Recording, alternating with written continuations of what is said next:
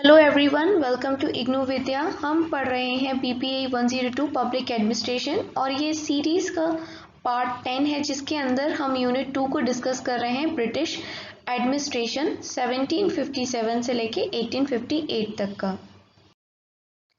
तो आज का जो टॉपिक है हमारे वीडियो का वो है द नेचर ऑफ एडमिनिस्ट्रेशन।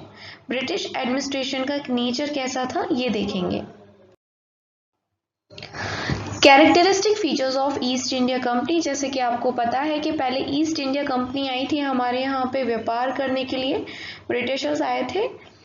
तो इसे ईस्ट क्यों बोलते थे? बिकॉज अगर बात देखा जाए तो जो इंडिया है वो ईस्ट में पड़ता है in comparison to Britain. That is why East India Company कहा गया था। East India Company established on 31 December 1600। तो ये वो डेट है जिस दिन ईस्ट इंडिया कंपनी बनी थी। ये एक मोनोपोली थी, मतलब अगर ब्रिटिश लोगों की बात करी जाए तो ब्रिटेन से सिर्फ एक ही कंपनी थी, इंग्लैंड से, जो कि ब्रिटिश ईस्ट इंडिया कंपनी थी। मोनोपोली थी इसलिए इनकी सिर्फ एक ही कंपनी थी, और कोई बिजनेसमैन जो थे वहाँ के वो अलग से व्यापार नहीं करते थे, सिर्फ ईस्ट इंडिया कंपनी थी। दैट इज वाई हमने इसको मोनोपोली कहा। देन मर्केंटाइल मीन्स होता है कि व्यापार करना गुड्स का, सामान का, जैसे सस्ते में खरीद के महंगे में बेचना, दैट इज मर्केंटाइल। तो ये एक तरीके से मर्केंटाइल कंपनी थी, इंडिया से सस्ते दाम पे सामान को खरीदते थे और यूरोप में महंगा बेचते थे और फिर प्रॉफिट जनरेट करते थे। तो इसको ग्रांट किसने किया था? ब्रिटिश क्राउन ने, जो उस टाइम पे ब्रिटिश की क्वीन थी, उन्होंने ईस्ट इंडिया कंपनी को अलाउ किया कि तुम जाओ और ट्रेड करो ईस्टर्न पार्ट्स में, और उनमें से एक ईस्ट में पार्ट था India. A trading station with a number of factors was called factory. देखो, जहाँ पर ट्रेड की जाती है और बहुत सारे वहाँ पर स्टेशन हो, मतलब कि प्लेटफॉर्म्स हो काम करने के लिए, तो उस जगह को हम फैक्ट्री कहते हैं हिंदी में, यानी कारखाना। सेटलमेंट क्या होता है? जब बहुत सारी फैक्ट्रीज हों, ठीक है, उसको हम सेटलमेंट कहते हैं। तो जो सेटलमेंट था वो किसके अंदर होता था? किसी भी एक एजेंट के अंदर, कंपनी का कोई एजेंट होता था जो उस सेटलमेंट को या फैक्ट्रीज की रखवाली करता था। Factor was the term applied to an agent transacting business as substitute for another in a mercantile affair. और फैक्टर किसे कहते थे? जो वहाँ की फैक्ट्रीज की देखभाल करता था। Employees were graded apprentice, writers, factors are merchants. Recruitment of officials, their nomenclatures, terms and condition of service were governed by rules and practices appropriate to commercial business. तो देखो कौन से किस प्रकार के ऑफिसर्स रखे जाएंगे या क्या टर्म्स एंड कंडीशन रहेंगी सर्विसेज की, ये गवर्न किया जाता था रूल्स एंड प्रैक्टिसेस के हिसाब से, जो भी अप्रोप्रिएट रहे कमर्शियल बिजनेस के लिए। Generally patronage was the method of recruitment and promotion in the service. Patronage was in hands of the proprietors और डायरेक्टर्स ऑफ द कंपनी। तो देखो, जो ज़्यादा अच्छे से पैट्रोनेज दिखाता था उसको काम मिल जाता था और उसको प्रमोशन भी दिया जाता था सर्विस के अंदर। In the early years of company rules, officials were frequently moved around from one district to another. They had no training on the job and learned the hard way by trial and error. देखो, जो starting के साल होते हैं, चाहे इस company के मान लो या फिर हम भी कोई काम अगर स्टार्ट करते हैं तो हम उसमें उतना माहिर नहीं होते हैं। तो ऐसे ही कंपनी भी पहले इतना ज़्यादा माहिर नहीं थी, धीरे धीरे ये लोग हो गए। तो एक डिस्ट्रिक्ट से दूसरी डिस्ट्रिक्ट तक घूमते फिरते काम करा करते थे, कोई ट्रेनिंग नहीं थी, मतलब कि बस हिट एंड ट्रायल मेथड करते थे कि हो गया तो सही है, नहीं हुआ तो कोई बात नहीं, तुक्का मारते थे मतलब बिजनेस में ये लोग। They were ignorant of the laws, customs and languages of the local people. वो लोग कोई खास लॉ नहीं मानते थे, ना किसी कस्टम को फॉलो करते थे, और ना ही ये देखते थे कि लोकल लैंग्वेज हमें आती है या नहीं आती है। Given very low salaries, the company servants were known to be corrupt. अब देखो, कंपनी जो थी अपने लोगों को बहुत कम सैलरी देती थी, और कम जब तुम्हें सैलरी मिलेगी, है ना, और तुम देखोगे कि इंडिया जैसी जगह पे हम आए हैं जहाँ पर इतना रिसोर्स है, इतना पैसा है, और फिर भी हमें सैलरी कम मिल रही है। तो इसकी वजह से क्या हुआ कि जो सर्वेंट्स थे वो करप्ट हो गए, मतलब ब्लैक मनी क्या करने लगे, भ्रष्टाचार फैला दिया उन्होंने, ब्लैक मनी कमाना स्टार्ट कर दिया, कंपनी के पैसे को खुद ही झड़प लेते थे। इवन ऐसा हो गया कि कंपनी को अमीर बनने की बजाय कंपनी के ऑफिसर्स अमीर हो गए, इतना ज़्यादा इन लोगों ने धांधलीबाजी करी। It was basically government by council. The council had executive and legislative powers, with the governor or the governor general having the casting vote. ये गवर्नमेंट कैसी थी, एक तरीके से काउंसिल थी जिसके अंदर एग्जीक्यूटिव्स भी होते थे और लेजिस्लेटिव्स भी होते थे। इस टाइम भी हमारी जो सरकार है वहाँ पर एग्जीक्यूटिव भी होता है और लेजिस्लेटिव भी होता है। तो लेजिस्लेटिव्स का क्या काम होता है कि ये लॉज बनाते हैं और इनको इम्प्लीमेंट करवाने का काम होता है एग्जीक्यूटिव का। थर्ड पार्ट जो होता है वो जुडिशरी होता है कि अगर कोई लॉ नहीं मान रहा है या कोई भी प्रॉब्लम आ रही है तो हम जुडिशरी से हेल्प ले सकते हैं। तो उस टाइम पे भी एग्जीक्यूटिव और लेजिस्लेटिव हुआ करते थे। और कौन होते थे, किसके पास पावर होती थी, गवर्नर्स के बाद। देन गवर्नर जनरल बन गया जिसको भी वोटिंग के थ्रू वो बनाते थे, और बाद में जाके ऐसा हुआ कि गवर्नर जनरल का पद वाइसराय पे कन्वर्ट हो गया। With the acquisition of more territorial sovereignty and the need to take prompt decision, more power came to be concentrated in the head or chairman of the council, but the fundamental principle of the collective rule and responsibility remained. It was also government by boards.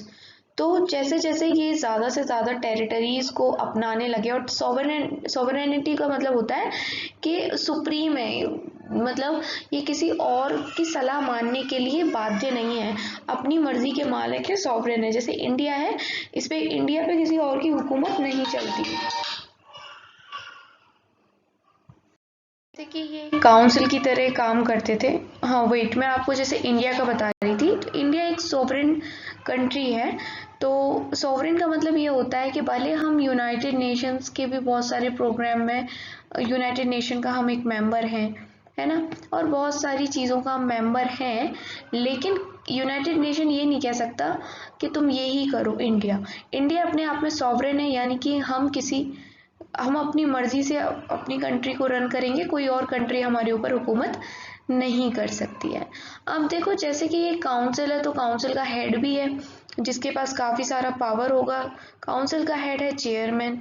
And इसके बाद क्या होता है कि board बनाए थे इन्होंने अलग अलग। तो बोर्ड ऑफ रेवेन्यू भी था, रेवेन्यू हर जगह है, मुगल्स के टाइम पे भी था, ये तो बहुत ही ज़्यादा लेते थे।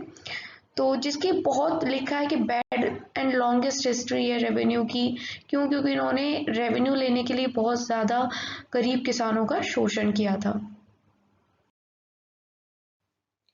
Letter there was also railway board. देखो रेलवे बोर्ड बनाए क्योंकि पहली ट्रेन भी अंग्रेज़ों के टाइम पे ही चली थी, ठीक है। The board made possible counselling, discussion, deliberation and even legislative and judicial activities.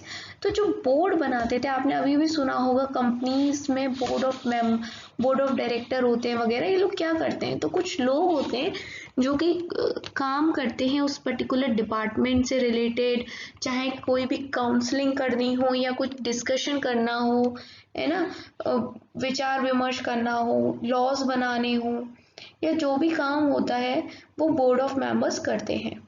Questions of policy and principle, conduct and action were settled in the board.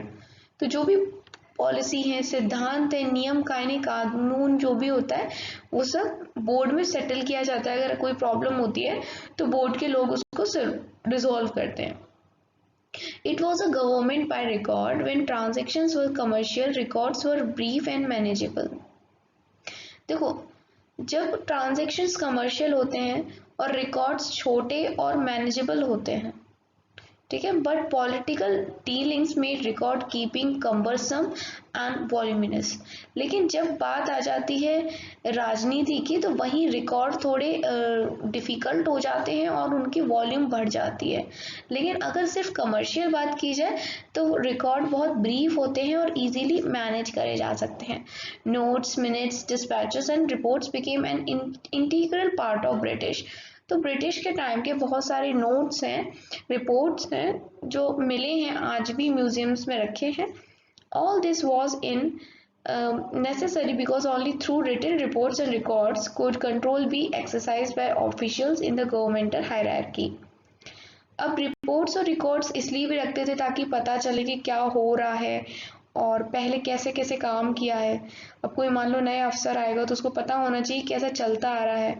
Hierarchy मतलब पहले जो भी उस पद पे ऑफिशियल रहा था उसने क्या किया, अब नया बंदा आ गया तो रिकॉर्ड्स होने चाहिए। और आज की डेट में भी हम अपने जो भी हिस्टोरिकल रिकॉर्ड्स होते हैं पुराने उनको रखते हैं। With the company headquarter is far away England, record keeping help check absolutism and uncontrolled power. अब देखो हेडक्वार्टर तो कंपनी का इंग्लैंड में था, तो अच्छा था कि रिकॉर्ड इंडिया में रख लें तो उससे आसानी रहती थी, कुछ भी काम होता था या कुछ भी चेक करना था तो इजीली हो जाता था। Historical context: the East India Company mismanaged administration of acquired territories in India। देखो ईस्ट इंडिया कंपनी ने बहुत ही बेकार तरीके से मैनेज किया था, यही कहेंगे मिसमैनेज कर दिया था, एडमिनिस्ट्रेशन बकवास था इनका बिल्कुल। One example of its through Clive's double और डुअल गवर्नमेंट ऑफ बंगाल। जैसे रॉबर्ट क्लाइव की जो डुअल गवर्नमेंट थी बंगाल में, बिहार में और उड़ीसा में, ये भी एक बहुत बकवास आइडिया था इनका। While the company took over direct responsibility for defending these territories from outside attack, internal matters like revenue collection was still left to the Nawab and his officers who worked on behalf of the company।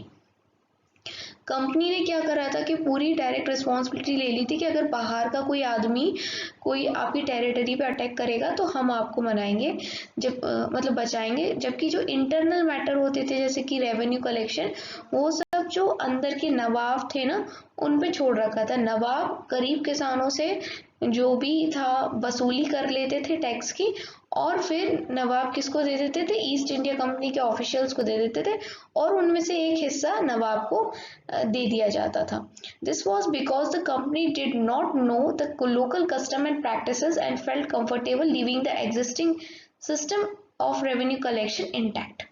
अब क्यों नवाब को बीच में रखते थे ये लोग, क्योंकि ना तो इनको लैंग्वेज आती थी, लोकल कस्टम्स नहीं पता था, तो इनको आसान रहता था टेंशन हटाओ, नवाब करेंगे और हमें लाके दे देंगे, इसलिए इन्होंने बीच में बिचौलिए की तरह नवाब को रखा था।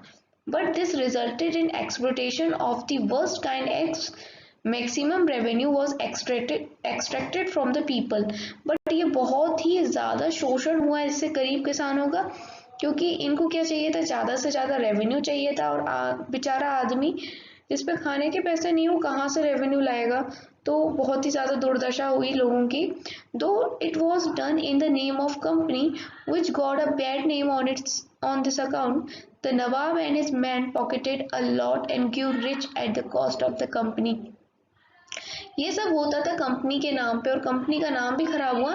लेकिन ऐसा नहीं है कि सिर्फ अंग्रेजों ने ही किया, जो ये बीच के नवाब थे, जो जमींदार वगैरह थे, जो बीच का टैक्स वैक्स लेते थे, रेवेन्यू लेते थे, ये भी ऐसे शोषण कर करके बहुत ज्यादा अमीर हो गए।